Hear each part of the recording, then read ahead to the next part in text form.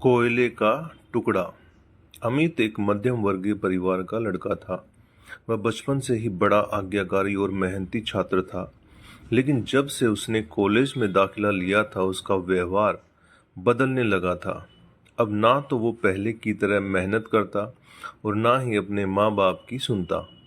यहाँ तक कि वो घर वालों से झूठ बोलकर पैसे भी लेने लगा था। उसका बदला हुआ आचरण सभी के लिए चिंता का विषय था। जब इसकी वजह जानने की कोशिश की गई तो पता चला कि अमित बुरी संगति में पड़ गया है।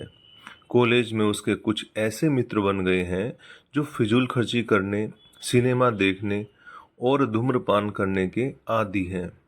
पता चलते ही सभी ने अमित को ऐसी दोस्ती छोड़ पढ़ाई लिखाई पर ध्यान देने को कहा। पर अमित का इन बातों से कोई असर नहीं पड़ता। उसका बस एक ही जवाब होता, मुझे अच्छे बुरे की समझ है। मैं भले ही ऐसे लड़कों के साथ रहता हूं पर मुझ पर उनका कोई असर नहीं होता। दिन ऐसे ही बीतते गए और धीरे धीरे परीक्षा के दिन आ गए। अमित ने परीक्षा से ठीक पहले कुछ मेहनत की पर वो पर्याप्त नहीं थी। वह एक विषय में फेल हो गया। हमेशा अच्छे नंबरों से पास होने वाला अमित के लिए ये किसी जोरदार झटके से कम नहीं था। वह बिल्कुल टूट सा गया। अब ना वह घर से निकलता और ना ही किसी से बात करता। बस दिन रात अपने कमरे में पड़े कुछ सोचता रहता। उसकी यही स्थिति देख परिवारजन और भी चिंता में पड़ गए। सभी ने उसे पिछला रिजल्ट भूल जाने के आगे मेहनत करने की सलाह दी, पर अमित को तो मानो सांप सूंघ चुका था। फेल होने के दुख से वो उबर नहीं पा रहा था। जब ये बात अमित के पिछले स्कूल के प्रिंसिपल को पता चली तो उन्हें यकीन नहीं हुआ। अमित उनके प्रिय छात्रों में से एक था और उसकी यह स्थिति जान उन्हें बहुत दुख हुआ।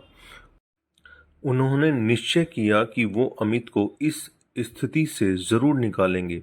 इसी प्रयोजन से उन्होंने एक दिन अमित को अपने घर बुलाया। प्रिंसिपल साहब बाहर बैठे अंगीठी ताप रहे थे। अमित उनके बगल में बैठ गया। अमित बिल्कुल चुप था और प्रिंसिपल साहब भी कुछ नहीं बोल रहे थे। 10-15 मिनट ऐसे ही बीत गए पर किसी ने एक शब्द नहीं कहा। फिर अचानक प्रिंसिपल साहब उठे और चिमटे से कोयले के एक धधकते टुकड़े को निकाल मिट्टी में डाल दिया।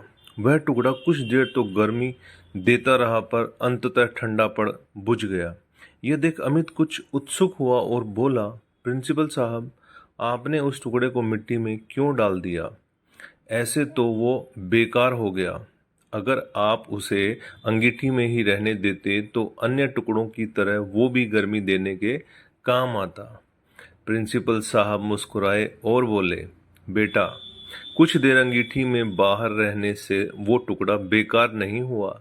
लो, मैं उसे दोबारा अंगीठी में डाल देता हूँ। और ऐसा कहते हुए उन्होंने टुकड़ा अंगीठी में डाल दिया। अंगीठी में जाते ही वह टुकड़ा वापस धधक कर जलने लगा और पुनः गर्मी प्रदान करने लगा। कुछ समझे अमित?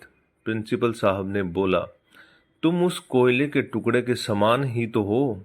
पहले जब तुम अच्छी संगति में रहते थे, मेहनत करते थे, माता पिता का कहना मानते थे तो अच्छे नंबरों से पास होते थे।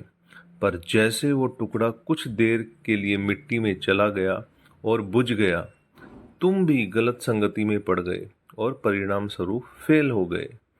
पर यहाँ ज़रूरी बात यह है कि एक बार फेल होने से तुम्हारे अंदर के वो सारे गुण समाप्त नहीं हो गए। जैसे कोयले का वो टुकड़ा कुछ देर मिट्टी में पड़े होने के बावजूद बेकार नहीं हुआ और अंगीठी में वापस डालने पर धधक कर जल उठा, ठीक उसी तरह तुम भी वापस अच्छी संगति में जाकर मेहनत कर एक बार फिर से मेधावी छात्रों की श्रेणी में आ सकते हो।